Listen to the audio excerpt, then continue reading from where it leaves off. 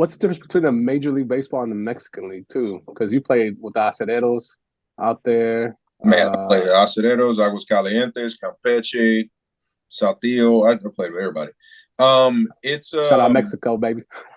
no, it's a competitive league, man. It is, and it's progressed since I've started playing for them in 2019. The talent level has steadily gone higher.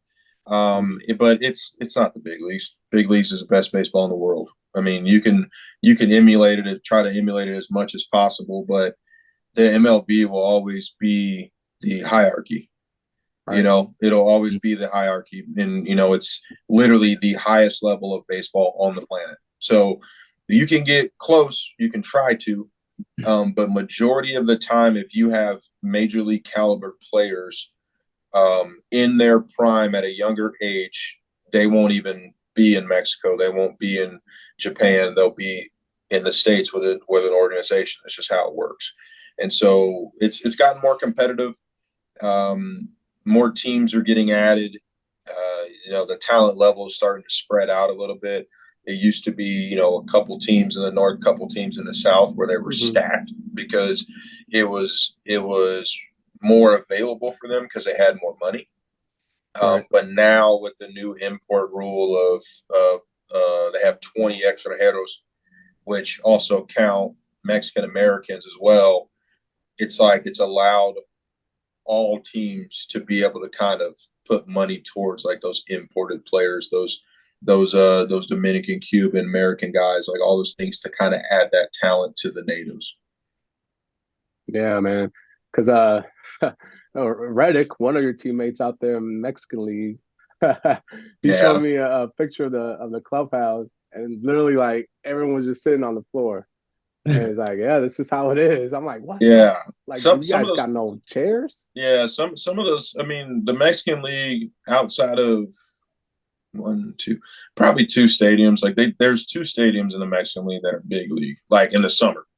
In the summer that are big league, and it's Monterrey and it's Mexico City, right? Okay. But they also play major league games there, exhibition games during the seasons in the last couple of years. So they also get help. Like they have the encouragement to make their stadiums like they are because it has to be up to par for the major league teams to play there. You get what I'm saying? So clubhouse is big league as hell. The field itself, the stadium, but not that's two teams out of 20. Yeah. You get what I'm saying? So it's like we didn't have it bad in Monclova. Like the locker room was small, but they, redid the turf and everything, the lockers and stuff. But it's still not. It's still minor. Like it's like I tell people, it's still minor league baseball. Yeah, it's still minor league baseball. And you go to some places, man, their locker room is big as a shoebox. and there's 25 of you. You know what I'm saying? 26. So it's like, it's you got guys changing in the hallway. Like it's very much still the minor league baseball. Yeah, I went to Mazatlan Venados Stadium, and now it's kind of brand newish. When I went, like 3 years ago. Yeah, and it was pretty. I explained to people I actually loved it because it had like two clubs like all the way up in the concourse. And every time that like if you're at a home at bat, they'll play your music, and then between pitches, and then as soon as they pitch it, they'll stop the music. 100%, dude. The environment down there is much better. Like but the thing is though, they make it family affordable.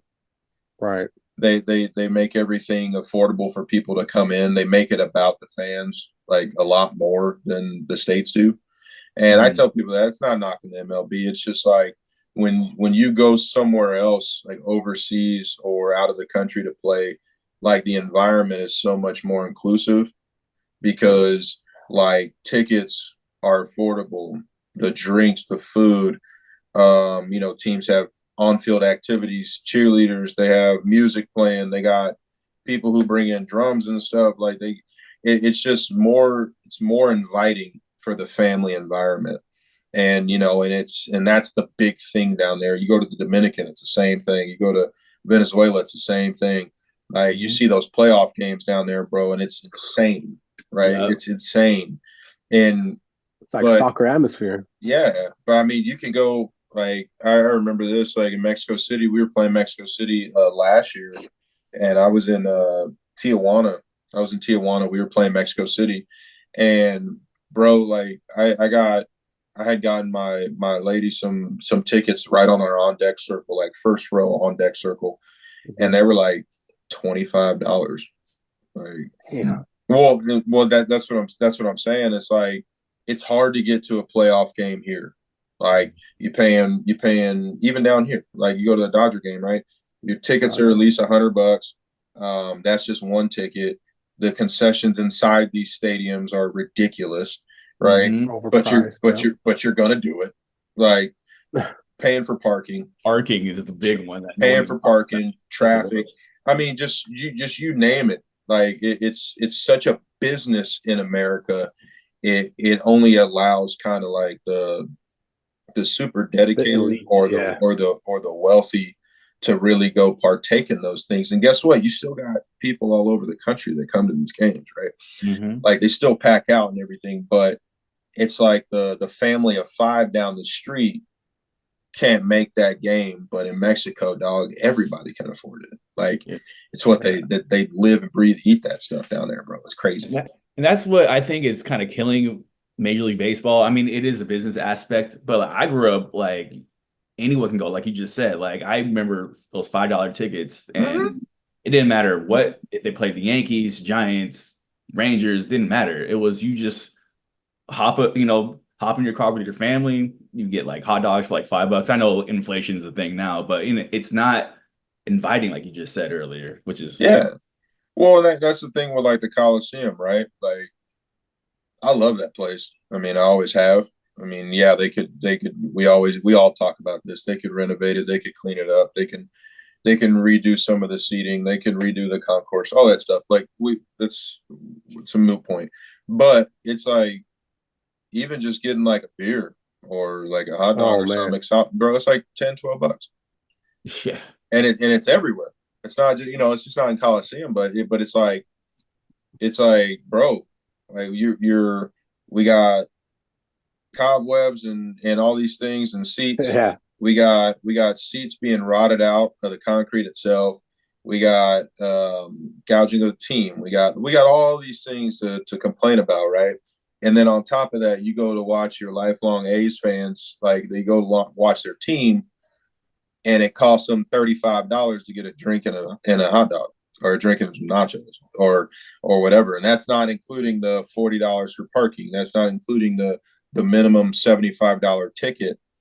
Like it's super expensive, man. So it's like it's not very inviting, especially in this situation. It's not very inviting when they're gouging the team, and then you get mad when fans don't come. I'm like, bro, like you're not even making it like enjoyable for anybody. And that's the thing. Like I'm okay paying for some good product, right? Like if the steak is hella good and like that place, they're gonna treat you good. They're about the community and all that. It's worth it, right? But like, I mean, the A's don't help themselves out at all. I mean, it's just every major league stadium. Like you go anywhere, like you're paying $10-$15 just for a beer. Like it's those are things. That's why people wonder why you tailgate. Yeah. Like you get bent before the game, so you ain't got to go in the game and buy anything. Like, and then you tell people to do that, like what, 81 games a year, and then you wonder why. Oh, how come no one's here? I'm like, well, we ain't trying to spend $1,000 per game. Yeah, when you're trying to like leave it. Exactly. Like it all adds up at the end of the day. So 100%, bro. It's crazy.